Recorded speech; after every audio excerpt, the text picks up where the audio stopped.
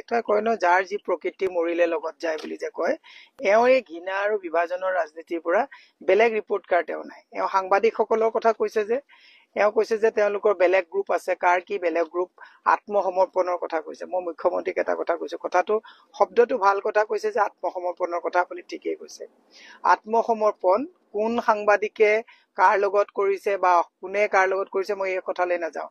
আত্মসমৰ্পণ কিন্তু আপোনাৰ নেতৃত্বত চৰকাৰখনে একেবাৰে খুব ভালকে আত্মসমৰ্পণ আদানীৰ ওচৰত কৰিছে, আম্বানীৰ ওচৰত কৰিছে, ৰামদেৱৰ ওচৰত আত্মসমৰ্পণ কৰিছে, অশোক সিংঘলৰ ওচৰত আত্মসমৰ্পণ কৰিছে, অশোক ধানুকাৰ ওচৰত আত্মসমৰ্পণ কৰিছে, ঘনশ্যাম ধানুকাৰ ওচৰত আপোনালোকে আত্মসমৰ্পণ কৰিছে। এনেকুৱা যদি মই নাম কৈ যাওঁ, বহিৰাজ্যৰ বনিয়া আৰু অসমত থকা বনিয়াসকলৰ ওচৰত মাটি ভেটি সম্পত্তি সকলো দি আপুনি আত্মসমৰ্পণ কৰিছে।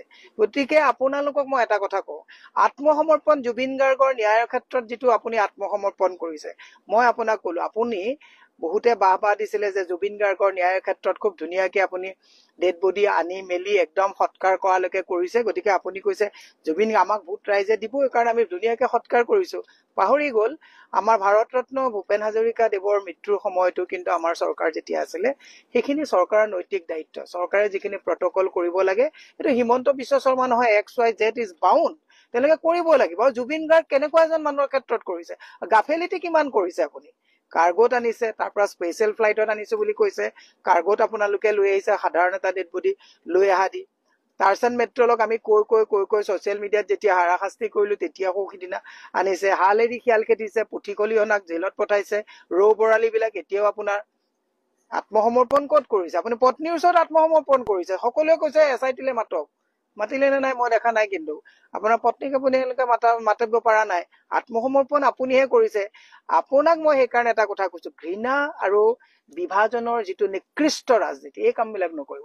ৰিপৰ্ট কাৰ্ড লৈ নিৰ্বাচন খেলক, ৰিপৰ্ট কাৰ্ড লৈ নিৰ্বাচন খেলক। যে ইমান লাখ 5 লাখ চাকৰি দিম বুলি কৈছিলো, দিলে নে নাই, নাই দিব পৰা। 2 লাখ MSME বন্ধ হল, খোলাব পৰা নাই। GSTয়ে মানুহক মাধমাৰ দিছে, কৰিব পৰা নাই। এই কথাবিলাকে ASTC আজি তাৰিখত আমাৰ যেতিয়া মৃত ASTCক যেতিয়া কংগ্ৰেছৰ দিনত মানে জীৱিত কৰি তুলিছিলে, আপোনাৰ দিনত বন্ধ হল। সেৱা এফালৰ পৰা নিশকতীয়া অৱস্থা হলে গুচি গল। কলেজ বিলাকৰ অৱস্থা কি হৈছে, হস্পিটেলৰ বিল্ডিং বনিছে, মেডিচিন নাই। আত্মসমৰ্পণ আপুনি কৰিছে বনিয়াৰ ওচৰত।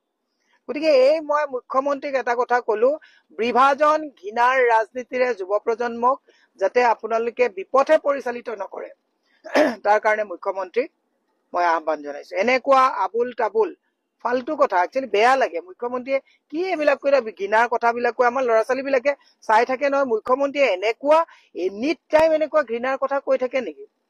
আত্মসমৰ্পণ কিয় মুছলমানৰ ওচৰত, মিয়াৰ ওচৰত আপুনি যিবিলাক কথা কৈ আছে, কোনে আত্মসমৰ্পণ কৰিছে। আপোনাৰ নিচিনা ভাবিছে নেকি এফালে বুলডোজাৰ লগাই ৰাতি বদৰৰ লগত বহি পেলাই কথা বতৰা পতা। আত্মসমৰ্পণ আপুনিহে কৰিছে। আপুনিহে বেপাৰী মুখ্যমন্ত্ৰী হিচাপে তাত দিছপুৰত আত্মসমৰ্পণ কৰি এফালৰ পৰা 57,000 বিঘা জনগোষ্ঠীয় লোকৰ মাটি আপোনালোকে পানী দৰত বনিয়াসকলক দি দিছে। জুবিন ক্ষেত্ৰৰ কাষত 38 বিঘা মাটি নন ক্ৰেডেন্সিয়েল বুলি কৈ পেলাই আপোনালোকে এই গোটেই মাটি চাটি বিলাক অশোক সিংহলে শ্ৰেণী পৰিৱৰ্তন কৰি লৈছে। খাৰগুলিত গ্ৰীণ বেল্টৰ মাটি আপোনালোকে শ্ৰেণী পৰিৱৰ্তন দি লৈছে। কাক কথা কয় আত্মসমৰ্পণৰ কথা। আত্মসমৰ্পণ আপুনি কৰিছে। অসমৰ ৰাইজক কৈছো, এওঁ যিটো মুছলমানৰ কথা কৈ পেলাই আগতে দাড়ি লুঙি টুপিৰ চৰকাৰ হব বুলি কৈ পেলাই এওঁলোকে ৰাম ঠগন আমাক দিলে, এইবাৰ এইবিলাক কথাত নাযাব। জুবিন গাৰ্গে কি কৈ গৈছে, জুবিন গাৰ্গে সৰু সজাইত কি কৰি থৈ গৈছে, সকলোকে জাতি ধৰ্ম বৰ্ণ নিৰ্বিশেষে বৰ অসম গঢ়ি থৈ গৈছে, সকলোকে ঐক্যবদ্ধভাৱে থাকিবলৈ কৈছে। আৰু সেইটোৱে আমি নীতি লব লাগিব। মুখ্যমন্ত্ৰীয়ে এইবিলাক যে হিন্দু মুছলমানৰ ফুংফাং কথা, 65টাকে মানুহক পুছবেক কৰিব নোৱাৰিলে, ঘূৰাই আনি মৰিগাঁৱত SPয়ে কলে যে তোমালোকক যে ঘূৰাই আনিলো, তোমালোকে কাৰো আগত নকৰিবা, ভিতৰত সোমাই থকা। 65টা মানুহ খেদিব নোৱাৰে, আপুনি আত্মসমৰ্পণৰ কথা কবলৈ আছে। পুলিচ মিলিটাৰী প্ৰশাসন DC SP চব আপোনাৰ আত্মসমৰ্পণৰ কথা কৈছে। মাজে মাজে বেদখলৰ কথা কয়। কোনে আপোনাক হাক দিছে এইবিলাক কাম নকৰিবলৈ।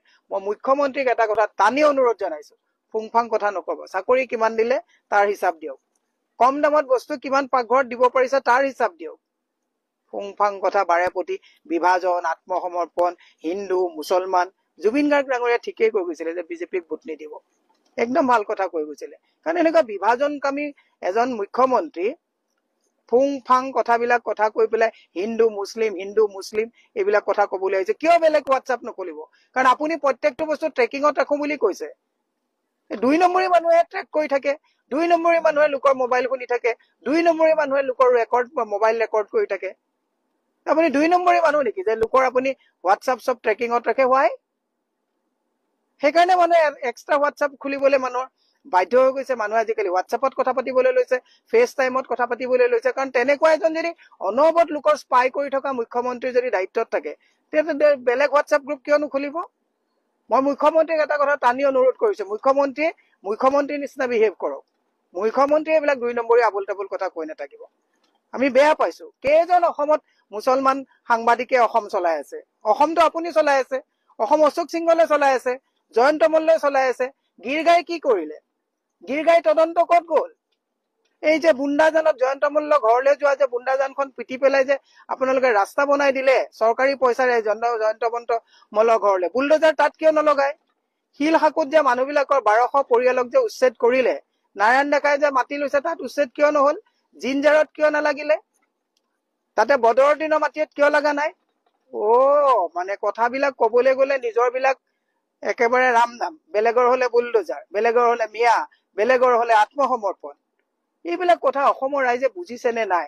অতৃপ্ত আত্মাৰ অশান্ত মনৰ এজন মানুহে এনি টাইম বিভাজন ঘৃণাৰ ৰাজনীতিৰে যদি দিছপুৰত যদি ৰাইজৰ টকাৰে, মুখ্যমন্ত্ৰী পাহৰি নাযাব আপুনি যে গাড়ী চলাই আছে, আপুনি যে চাৰ্টাৰ্ড ফ্লাইটত যায়, আপুনি যে হেলিকপ্টাৰ লয়, আপুনি যে আপোনাৰ পুলিচ বুলি কয়, এই দৰমহা তেল পানী চব অসমৰ ৰাইজৰ।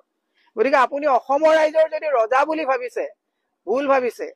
মোৰো 1 টকা চাগে আপোনাৰ তেলত সোমাই আছে, কাৰণ আমিও দিওঁ নহয় কৰকাতলৰ পইচা বা GSTত আমিও দিওঁ বস্তু কিনোতে। গতিকে এই দম্ভালি মৰা কথাবিলাক বন্ধ কৰি, ঘৃণাৰ ৰাজনীতিৰ কথা বন্ধ কৰি, মিয়াই দেশখন খাব বুলি কথা কৈ ভয়ভীতি কৰাই, এই যে 450টা মাটি দালাল ধৰিছিলে নহয়, গোটেই দালাল কেইটা দেখোন আপোনাৰ লগতে আছে। আপোনাৰ যে পৰিয়ালৰ যে ইমান বিলাক মাটি লৈছে, মুছলমান দালাল কেইটাক ধৰি পেলাই দালালৰ কথা কবলৈ গৈ গোটেই হিন্দু, সেই ফণী তালুকদাৰ নে কি নামটো মোৰ ভালকে মনত নাই, সেইবিলাকক লগত ভৰাই লৈছে। এই অশোক সিংহলৰ নিচিনা মানুহক এই চাৰ্কুল অফিচত মাটিবিলাক ইফাল সিফাল কৰি লৈ পেলাই লগত ভৰাই লৈ পেলাই মুছলমান কেইটাক ভয় খুৱাই পেলাই নিজে দালালি কৰিছে। Don't do that. মুখ্যমন্ত্ৰী কৈছো, সদায় সদায় ঘৃণাৰ কথাবিলাক শুনি থাকি আমাৰ ভাল নালাগে। জুবিন গাৰ্গৰ ন্যায় কি হব তাত মাথা মাৰক। জুবিন গাৰ্গক কিয় হত্যা কৰা হল সেই কথাটো মাতক। জুবিন গাৰ্গৰ হত্যাৰ ষড়যন্ত্ৰৰ আঁৰত কোন আছে এই কথাবিলাক কথা পাতক। ছিংগাপুৰত কিয় FIR দিবলৈ আসাম গভৰ্ণমেণ্ট পাৰ্টি হৈ নগল তাত কথা পাতক। ফুংফাং কথা পাতি জুবিন গাৰ্গৰ কথাটো তল পেলাব বিচাৰিছে, এইটো কিন্তু আমি কেতিয়াও মানি নলম। ছিংগাপুৰ কিয় নগলে আপোনালোক? টাৰ্চেন মিট্টাল বাকী এইবিলাকক একে অতিথি অনাদি আনিছে, আৰু ভিক্টৰহঁতক তাত কোবাই কোবাই পিঠি ফালি জেলত ভৰাইছে, NSA লগাইছে। অজয় ফুকনহঁতক তেতিয়া তাত NSA লগাব বিচাৰিছিলে।